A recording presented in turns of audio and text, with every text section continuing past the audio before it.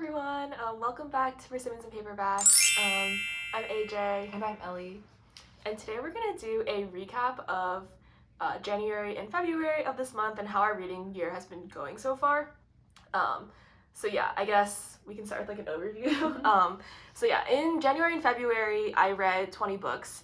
My goal for the year that I set on Goodreads, which is like stupid, but whatever, is like 120. So I'm like right on track, but I'm like pushing it. But yeah, I read like, I think 13 in January and then 7 in February. But to be fair, in January, I became like sickly on like New Year's Day, or like the day, like the second of the month, like right after New Year's. So I was like literally doing nothing all month besides reading. So I was like, wow, this is great for only my reading goal. And nothing else. Literally nothing else. No, I was like in the trenches, but my reading goal was up.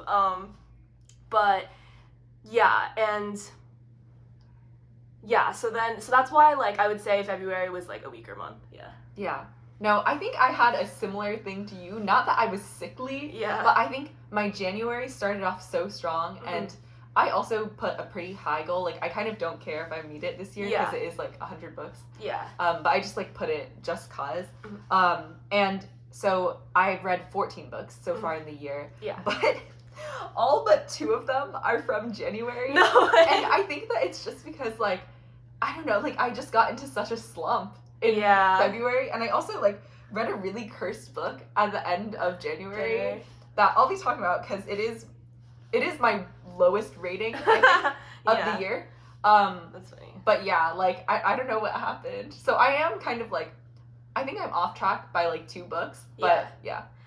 And I think February in Chicago was like the warmest February to date as well. Yeah. We did have like an extra day, but there was like, it was just really nice weather, and I feel like we were probably just like busier in the month in general because January was like frigid. But yeah, I'll talk a little bit about the genres and like themes I noticed. So out of the 20 books, I would say like 8.5 were like romance. The half being like Last Night at the Telegraph Club, because I feel like that's like, I don't know, it was not like a romance-centered book for me at least. And so I feel like that's pretty on par. Like, we're not at the 50%, but like we're pushing it, because I think I'm like a romance girly like through and through. That's like my comfort and like bread and butter. And I feel like that was like still true.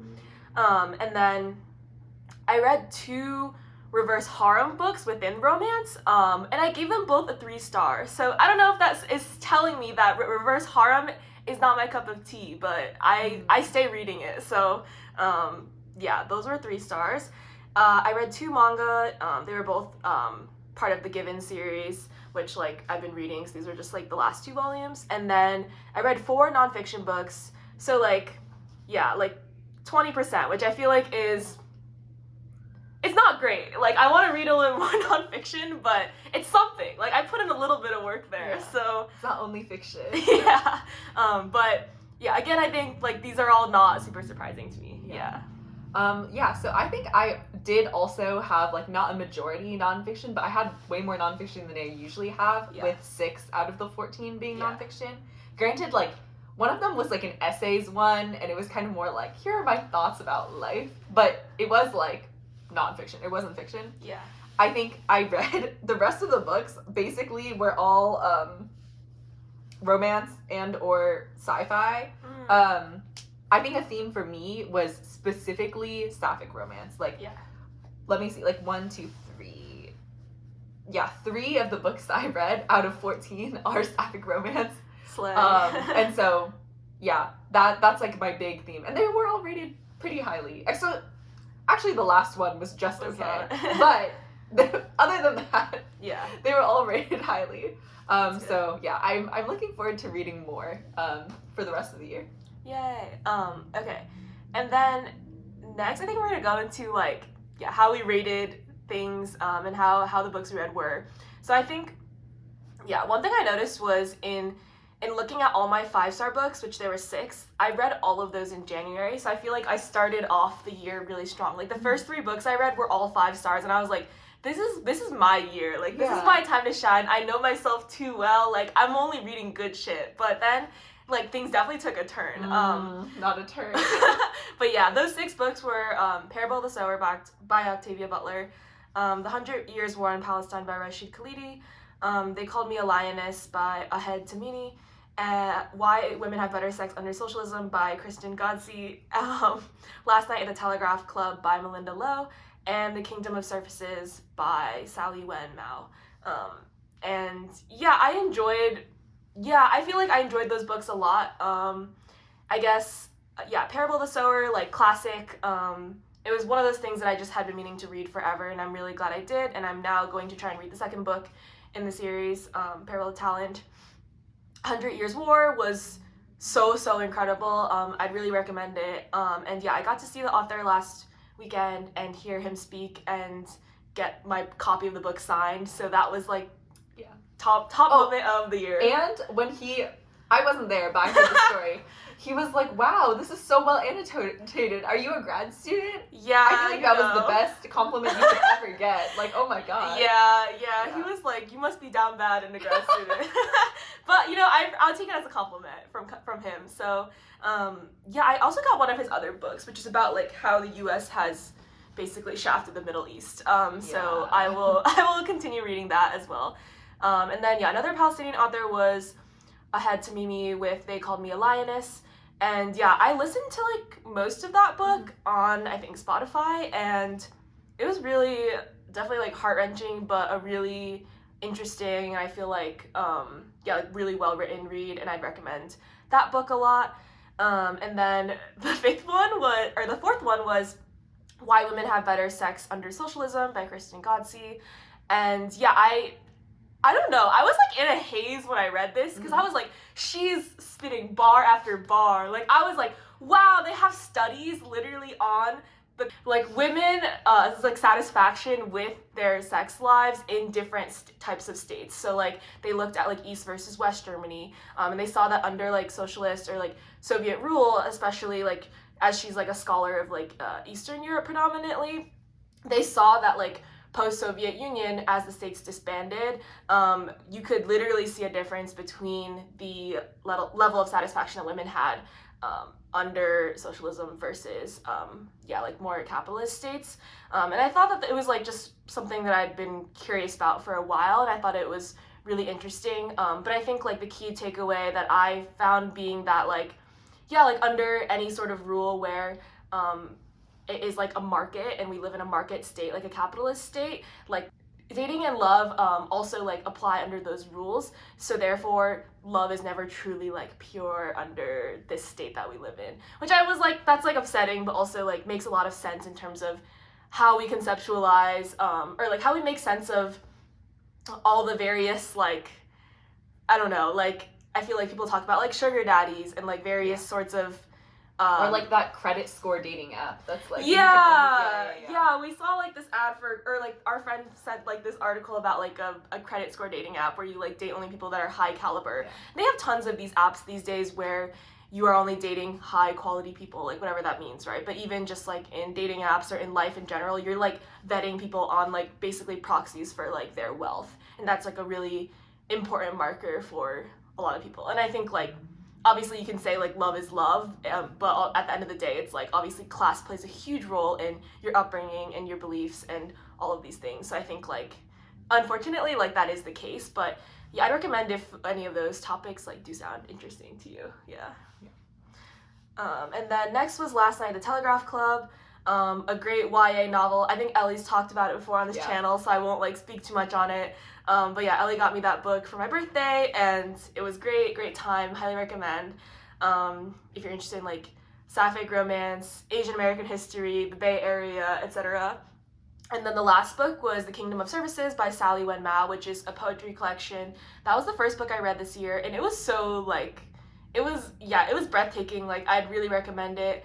I got it for a friend for her birthday as well, and I don't know, like the poetry in it was just like, I feel like hitting something inside of me that I just like didn't know existed. And I think a lot of the themes that she talks about like really resonated with me in terms of like gendered violence and being Asian American during like the COVID pandemic, and like like a lot of the experiences she had, I think were like things that like I had never really conceptualized like being written in terms of like my own experiences. So I thought that was really good.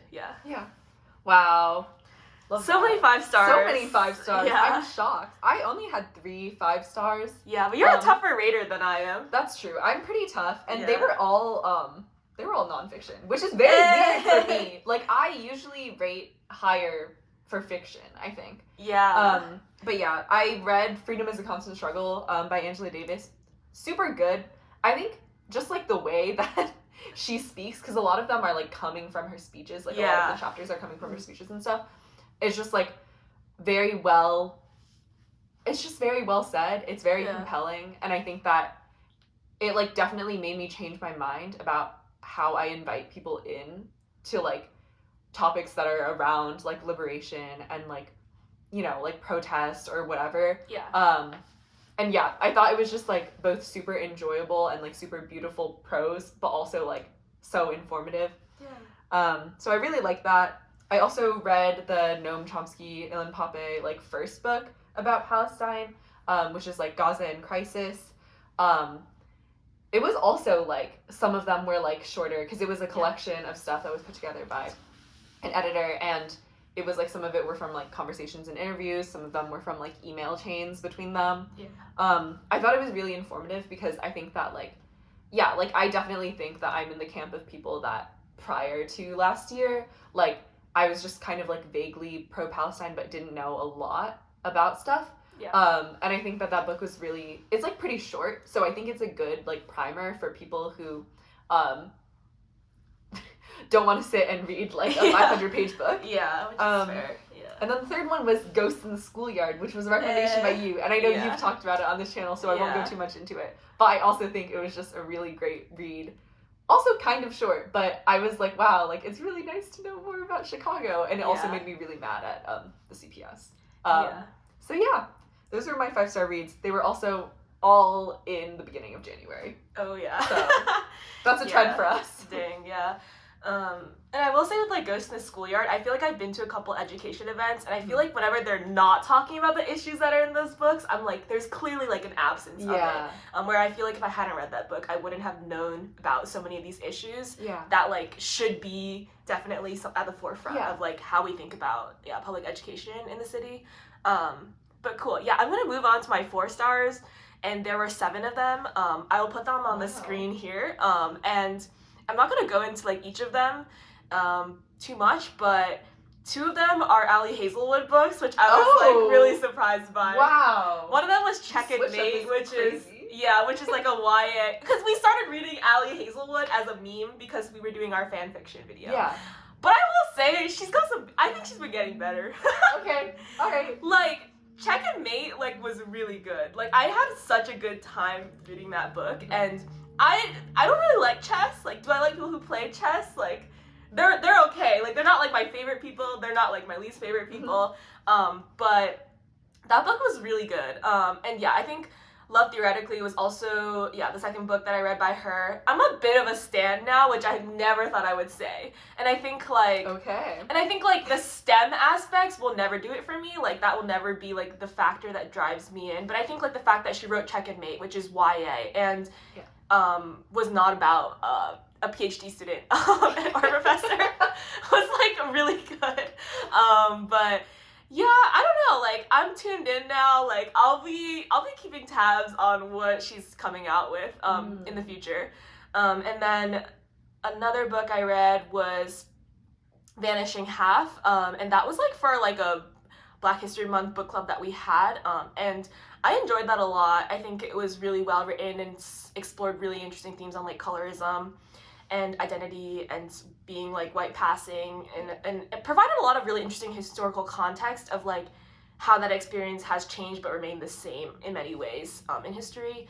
I read White Nights by Dostoevsky, and that was my first book by him. I need to read Crime and Punishment still, so that's like the big... That's a massive one. Yeah, this was like a short story, so this was like easy, but like this is like my little like sample, and I'll be like... It's a taster menu. Yeah, it's a little taster, and now I'm like ready for the real deal. So 4 stars, couldn't complain, I enjoyed it. And then another book I read was The Tenant by Katrina Jackson. That was like a ghost romance. Interesting romances. Yeah, but it was interesting. Like, I enjoyed it. It had a lot of interesting history in terms of like New Orleans history and kind of like what would happen a lot of times in post-slavery sort of deeds of like houses and how that sort of transition goes. So yeah, can't complain. And yeah, I think it was interesting for sure. That's what I'll say. Okay. Like, I'm not like obsessed with ghost romance, but You'd give it another shot. Yeah, exactly. I'd give it another shot. And then the last one I'll mention is Polysecure by Jessica Fern, and I also did like kind of a tag team of reading and audiobook to this one, but I thought it was really interesting. I think it's just a subject that I really wanted to learn more about this year. Like, I feel like you grew up in an area where this is more it's just. Yeah, I mean, I don't think at the time it was more like that, but I think now people will be like, wow, this big city 2 hours apart, like 2 hours away from where you grew up is like the epicenter of polyamorous lesbian polycules. Yeah. So I think like it was just nice to be able to learn some of the terms. Like, I now know what a metamor is, and I feel like I just know a little bit more to where I'm like not clueless and gonna be like saying weird shit. But also, like, I don't know, I guess I live in a pretty limited community where I don't really, I'm not in close relationship with anyone that identifies as polyamorous currently. But yeah, I enjoyed that as well. Yeah. Okay, well, I also had kind of a lot of 4 stars. I had 5 4 stars. One of them was also The Vanishing Half, which we read for the same book club. Wow. It was very good. Yeah, good. Yeah, I think also one of them was a sci-fi book, which I don't usually like sci-fi, but like towards the end of last year and the beginning of this year, I started reading a lot more sci-fi books, and it was a collection of short stories, How Long Until Black Future Month by N.K. Jemisin, and I just thought the format was really neat. Like, I think it was just like very interesting, like concepts or like what if type scenarios. There was one in particular that I really liked that had the format of like, it was like correspondences about like a human researcher that had went and like got in with like trying to meet aliens and stuff. Which was like, I think it was just like really interesting to read and very creative. There was also a Portland, Oregon lesbian romance called Kiss Her Once for Me by Alison Cochrane. I think it was also suggested by our favorite commenter on one of these videos, but it was really good.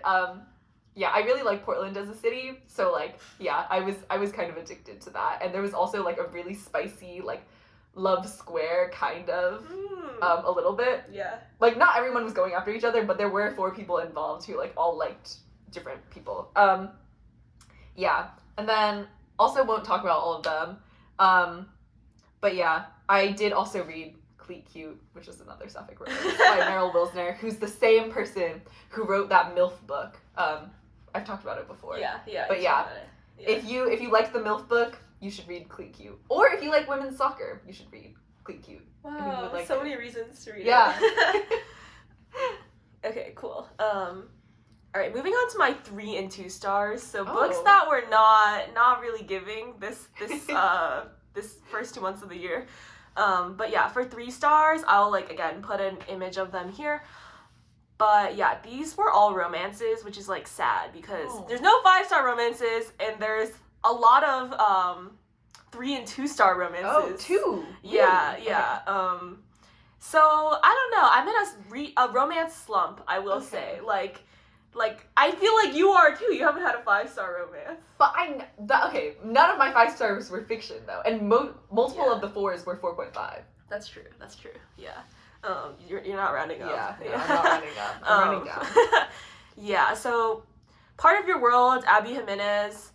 I don't know what's up with me, but I keep reading these romance books where like they're extremely fatalistic, and like one main character will express the thought where it's like, I don't need like my hometown, I don't need my family, my friends from childhood, I just need you. And it's always at like the point where they've met for like a few months, and I'm like, Insta-love. Like the world is burning and you're like, but you, like, it's always like they're obsessed with the person's like physical features as well. So it's like it feels very like hypersexualized, and the relationship is like very much so rooted in this intense chemistry and physical attraction that is like, let's burn the world around just for each other, because I can't live without you. And I just like, I don't mess with that, I think, in general, but also like, if the story is like not just unhinged like novella or erotica, like I feel like it doesn't really make sense. Like, you're building up a world where there's like issues that exist, and you're just gonna ignore all of them and be like,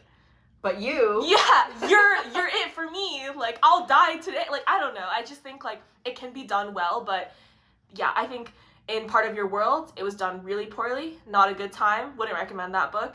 And then also in Iron Flame by Rebecca Yarros, which is like the sequel to Fourth Wing, that shit was not it. The romance was good in the first book, in my opinion, but in the second book, the book was too long, and like the romance was not giving. Like, I was not a fan of it. I was not eating that. Like, it was just not it. And I think like there were like so many plot points going on, but I think at the core it is a romance book. And I think like with a lot of these like fantasy romance series, you just have to be bought in, because if I'm gonna be reading about them like thirsting or pining after each other for these 700 pages every book, like, oh God, like if I'm not invested in it, then like what's the point, right? Like what is the point at the end of the day? But yeah, in general, these are some flops from the month, and I'm hoping for better luck, so pray for me. Send best wishes. Wow. I'll be praying. Thank you. It's really important. Yeah. But yeah, that is my reading for the first 2 months. Yeah. Okay. I feel like I don't usually go like so low in terms of my opinion of my 3 stars. I think that's the difference, is you rate higher, but like I don't think my 3 stars are necessarily like an L. Yeah. Like Part of Your World, I feel like if I felt that way, I would be like 2 or 1 star. Yeah. I did have a bunch of 3 stars as well. I had 4 3 stars, and then I had a couple 2 stars. Okay, 3 stars, a lot of them were also romance. One of them was a romance book by Farah Rashan. It's called The Dating Playbook. Nothing's wrong with it, but I just couldn't get through it. Like, it sent me into a massive reading slump twice. Like, I started reading it last year in April. It was a book that I got during the indie book crawl in 2023. So, like, I was like, nothing's wrong with it, but I just can't rate it, like, above a 3 star, because it, like, literally just drained the life out of you. Like, it literally sent me into the pits. And I'm like... And for what? Yeah, I don't know. Like, I feel like both main characters, they're, like, fine. I feel like, not gonna lie, the guy is, like, okay. Like, I feel like he's just, like, a jock, low-key, and is really dumb. Like, he's like, oh my god, like, I'll never get back into the NFL, but, like, I'm gonna try this anyways and ruin our relationship. Oh my god, that was a spoiler. We'll edit that. Yeah. But, like, yeah, I don't know. I was just, like, it was just tough. I think the 2 stars are a little bit more exciting to talk about. One of them was Fuckboy by Sean Thor Conroe. I wrote a massive review for this. Like, I literally wrote the longest review ever for it. Spoiler alert, it was like a rounded up 2 stars. Like, don't read it. Like, I think that he does have some interesting conversations in there for like 2 seconds, but then he like will reject them in favor of being like, oh my god, I have severe eczema, but people tell me that I have male privilege, even though they're women who are girl bosses. That's crazy. And I'm like, wait, back up. Let's rewind and talk about how like people buy into their own like ego and like buy into their own like existence as art, or like something that's a little bit more interesting and like a little bit more like there's something there. Fuckboy with 2 C's is also crazy. As the name. And boy B-I. Very unserious. Yeah. LOL. And then I also put the Women, Sex Under Socialism book in the 3 star, mainly just because like I don't know, like I think again it made some really good points and it made me think a lot. Yeah, there were some L moments though, looking back. Yeah, I think some of the book I was like, oh. I was in a haze of you were sickness. like, wow, she has a point. And I was on a cruise ship reading it and I was like, oh my god. Oh my god. Not a cursed cruise ship. Yeah. But those are my did you have any other takeaways from the month? I think, one thing I wanted to note is that only 2 of my books were written by men, so that's a dub. Oh, that is a dub. It's a pretty big dub for me. Yeah. Yeah. I feel like I usually don't read books by men. Yeah. Yeah, I think also only 2 or 3 of mine are by men. Yeah, that's pretty good. Yeah. But yeah, I feel like we didn't set super defined reading goals for the year besides like a general like book count or like slight aspirations, but I feel like we're doing not bad. No, I think we're learning a lot. I think we've been more intentional about reading more nonfiction, which I think is good. Yeah. Yeah. It's been overall a pretty good start to the reading year. Yeah, I'm excited. And yeah, we're gonna be doing a challenge for March where we read only books by Palestinian authors for probably 2 weeks. So stay tuned for that vlog, and we're hoping to find some really great authors through that. But yeah, thanks so much for watching. Please like and subscribe, and yeah, please comment below a book that you've enjoyed so far this year, and yeah, we'll see you next time. Bye. Bye.